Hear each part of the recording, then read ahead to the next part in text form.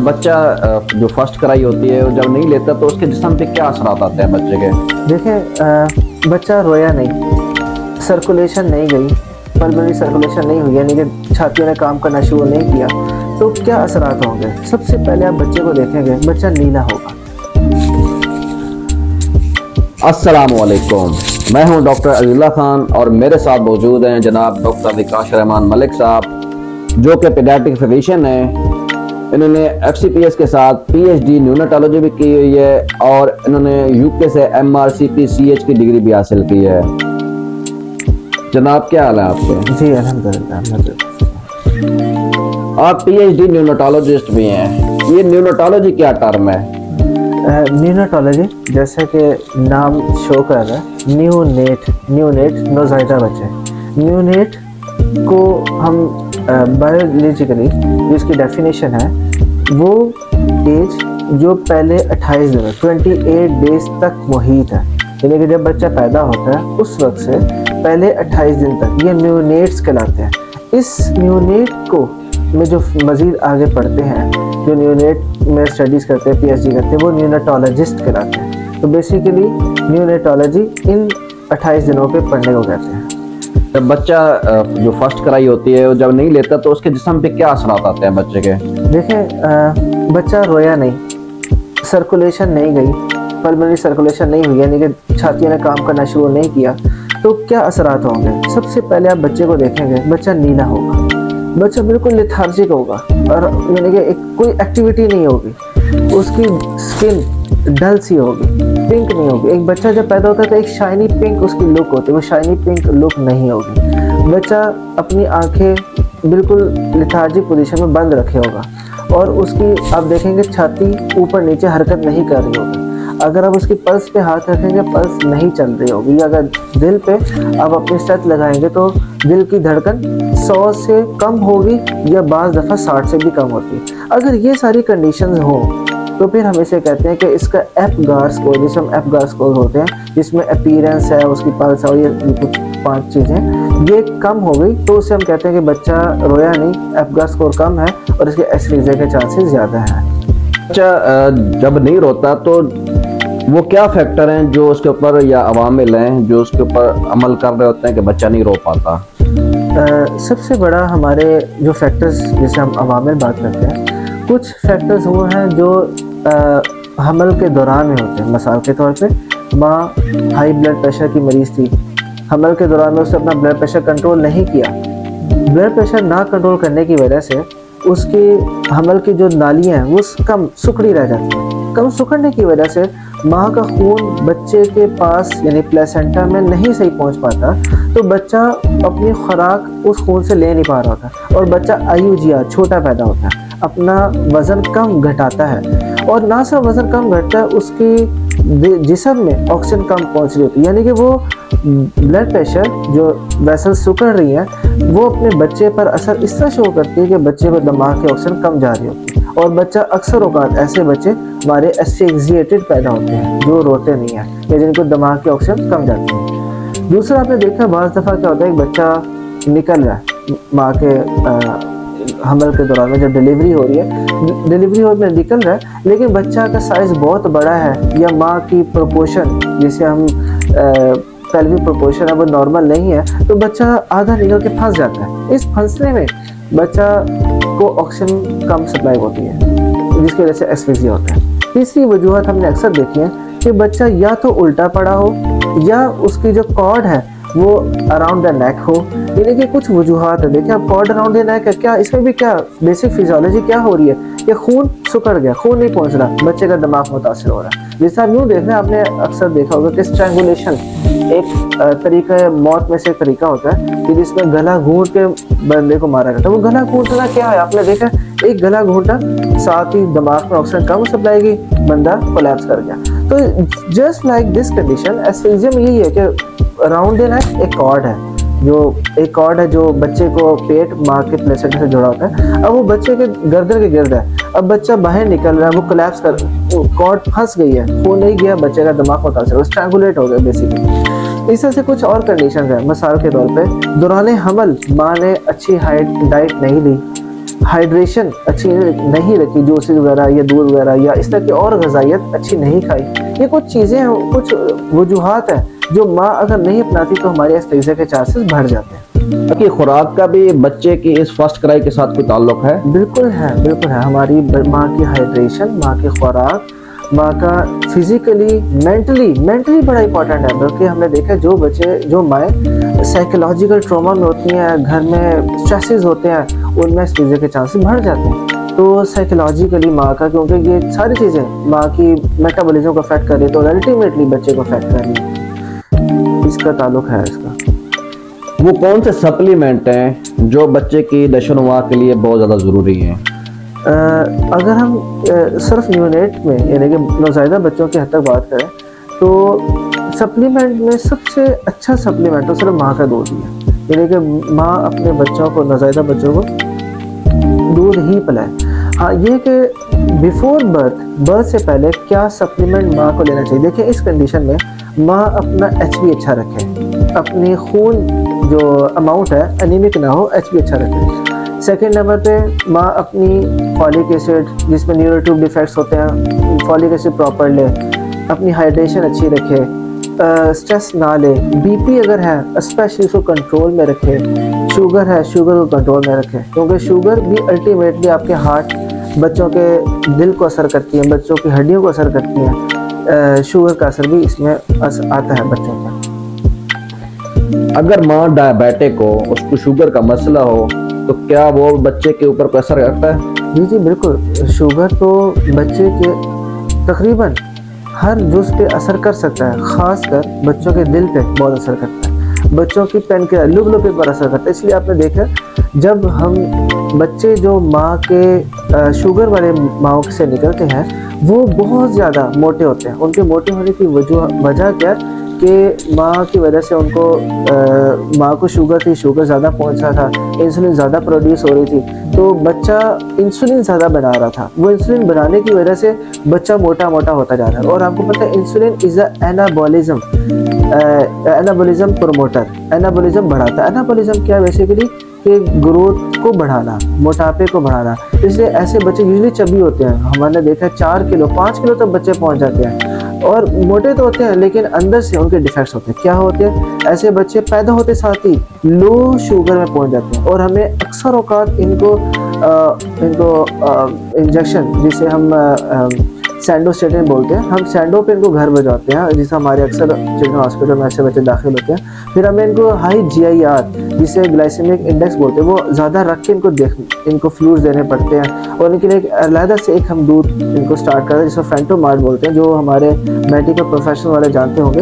वो फेंटोमार्ड इनको स्टार्ट करते हैं इनका GIR ज़्यादा बढ़ाने के लिए। तो ये कुछ चीज़ें हैं जो शुगर वाले माओं के साथ जन्म लेती है। और स्पेशली ऐसे मरीजों में, ऐसे बच्चों में दिल के मसले बहुत कॉमन है। दिल के मसले, दिल में सुराख का होना, वॉल्व का सही काम ना करना, और last and not the least ऐसे बच्चों में सैक्रल डिसजेनेसिस होता है, यानी कि जो रीढ़ की हड्डी होती है वो सही बन नहीं पाती। ये कुछ वो है जो मोटे चीज़ें हैं जो शुगर वाले माओं से बच्चे बनते हैं। अच्छा, वो कितना टाइम ड्यूरेशन होता है, कितना वक्त चाहिए होता है कि बच्चा रो पड़े?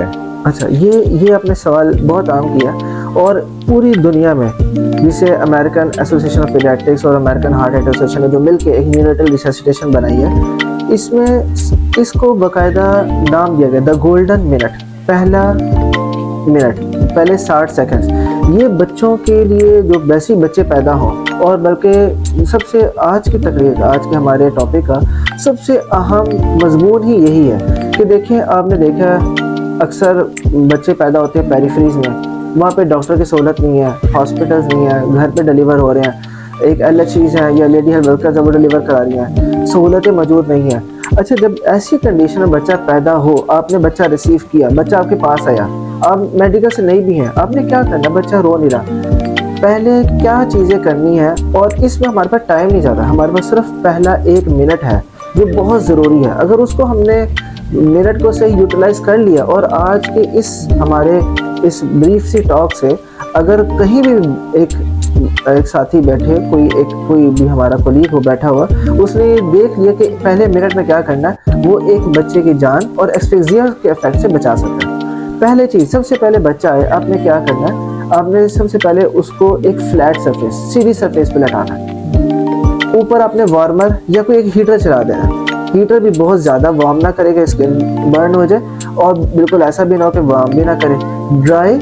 सेकंड नंबर पे वार्म करें ऐसे बच्चों को, वार्म बहुत ज़रूरी है। थर्ड नंबर पे पोजीशन इस तरह बनानी है कि एक छोटा सा हम कुशन बनाते हैं, यानी कि एक यूजली हमारी एक शीट होती है, अब्डोमिनल शीट होती है जो हम वीडियो ऑपरेशन थिएटर में यूज़ करते हैं, या सिंपल एक ओटी की कोई भी शीट हो, सिंपल अगर नहीं भी एक कॉटन को हम रोल करके एक गॉस के साथ एक पिलो, हल्का सा छोटा सा पिलो बना दें, अप्रोक्सीमेटली उसका जो डाया हो वो 2 इंचेस का डाया हो, इतना डाया वो उसकी गर्दन के नीचे रखें ताकि उसकी नेक फ्लेक्स हो, नेक को हमने एक्सटेंस हो, उसकी एक्सटेंशन में जाए, क्योंकि जितनी नेक एक्सटेंस होगी उसका एयरवे साफ होगा। ये हमारी 4th नंबर पे हमारा ये हमने करना है। फिर हमने क्या करना है, आपने फिर देखना है, अगर आप थोड़े से भी असेसमेंट करने वाले हैं, देखने के उसका दिल काम कर रहा है, सांस काम कर रहा है, आपने दोनों को असेस करना है। बच्चों में सांस दिल से ज़्यादा अहम है, ये उलट हो जाता है अडल्ट से। अडल्ट्स में दिल ज़्यादा अहमियत है सांस से, बच्चों में सांस ज़्यादा अहमियत है दिल से। इसलिए सांस को पहले देखें सांस नहीं धड़क रहा तो क्या करना है, उसके लिए फिर आपने एक खुश्क टॉवल लेके उसी कमर में टॉवल करना है, उसको हम बोलते हैं स्टिमुलेशन, टैक्टाइल स्टिमुलेशन, उसको स्टिमुलेट करना है, टच करना, उसको खुश करेंगे, उसको कमर में थप्पी देंगे, साफ करेंगे तो बच्चा यूजली रेस्पायर करना शुरू कर देता है। ये आपने 1 मिनट के अंदर सब कुछ करना है, ये मैं सारे स्टेप्स बता रहा हूँ। उसको कमर में उसको साफ करना है, उसकी टांगों को साफ करना है, उसके यूजली बच्चा सांस नहीं ले पाता, कोई प्लग जमा हो जाता है, कोई म्यूकोनियम होता है, कोई एमनोटिक फ्लू प्लग होता है, आपने सिंपल बल्ब सकर से, आपके पास मौजूद यही होगा, बल्ब सकर से उसको साफ करना है। नेजल सिक्रेशन साफ करें, उसकी ओरल सिक्रेशन साफ करें, ये आपने सिक्रेशन साफ करनी। ये 5 चीज़ें आपने कर ली। उसके बाद फिर आपने हार्ट की तरफ आना, देखना कि हार्ट कैसा धड़क रहा है। अगर अच्छा धड़क रहा है, यानी कि अगर हार्ट यूँ धड़क रहा है, अगर हम इसको करूँ, अगर ये पोजीशन है तो इसका मतलब हार्ट 100 से ज़्यादा रफ्तार है। अगर 100 से ज़्यादा रफ्तार है तो आपको तसल्ली है। अगर 100 से कम है, रेस्पिरेशन भी अच्छी नहीं है, तो उसको फ़ौरन एम्बू लगाएं और उसको इंफ्लेशन ब्रेस्ट। ये तो फिर आप ये बता रहे हैं कि जो दही मरकज़ सेहत में या BAUs की डिलीवरीज होती हैं उनमें फिर कॉम्प्लिकेशंस बहुत आती होंगी, क्योंकि वो कोई एक्सपर्ट तो कर नहीं रहे होते, डॉक्टर पीडियाट्रिक फिजिशियन तो उसको नहीं कर रहा होता, तो फिर उसकी कॉम्प्लिकेशंस बहुत आती होंगी। बिल्कुल, इतना कुछ देखने के बाद यही वजह है कि आप देखें कि पाकिस्तान पिछले साल के तनासुब से दुनिया के टॉप 3 ममालिक में है। बल्कि ये टॉप तो नहीं कहना चाहिए, तो बल्कि एक हमारे लिए एक बैड इम्पैक्ट है हमारी कंट्री में। दुनिया के 3 ममालिक सिर्फ ऐसे हैं जिसमें नौज़ायदा बच्चों की इमवात सबसे ज़्यादा होती है। दुनिया के 3 ममालिक हैं, और इसमें 2 ममालिक और कौन से, एक सोमालिया और अफगानिस्तान है। यानी कि 3 ममालिक हैं जिसमें neonatal mortality is the highest, one of the highest. ये हमारे 3 ममालिक है, और ये सिर्फ वजह ये कि हमारे देही ममालिक में कोई ट्रेंड नहीं है, LHVs हैं या LHWs हैं, वो उनको पता नहीं हमने किस तरह रिसर्च करना है, और हमारी जो अक्सर डेथ्स हैं वो एस्फिक्सिया के साथ हो रही होती है। अच्छा, बच्चा जो होता है वो फर्स्ट क्राई नहीं करता, तो उसका लॉन्ग टर्म इफेक्ट क्या होगा कि बाद की ज़िंदगी में उसमें क्या पेचीदगी होंगे? इसकी पेचीदगियों की एक पूरी लिस्ट है।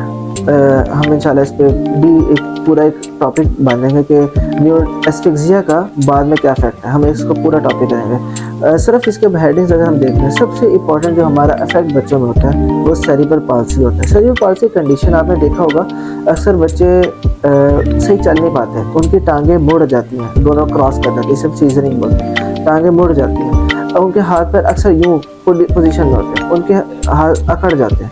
ये जो सेरिब्रल पाल्सी है, आपने देखा होगा अक्सर बच्चों के दिमाग के साइज छोटे रह जाते हैं। तो सेरिब्रल पाल्सी वही एक कंडीशन कहलाती है जो इस एस्फिक्सिया के बाद होती है, और ये एक ज़िंदगी की अपाहज होती है जो ना करेक्ट होने वाली है। और इसमें बाज़ दफ़ा तो दिमाग का IQ नॉर्मल रहता है, जैसा बाज़ दफ़ा हमने देखा है बड़े CP चाइल्ड बड़े अच्छे डिग्रीज ले लेते हैं, बड़े अच्छे मकाम तक पहुँचते हैं, लेकिन usually most of the cases में ब्रेन अफेक्ट होता है। तो ये एक लॉन्ग टर्म उसका इफेक्ट रहता है जो हमारा एस्फिक्सिया के साथ होता है। क्या ऐसे बच्चे को कोई ऐसी सप्लीमेंट्स हैं, दवाइयाँ हैं जिनसे बचाया जा सकता है?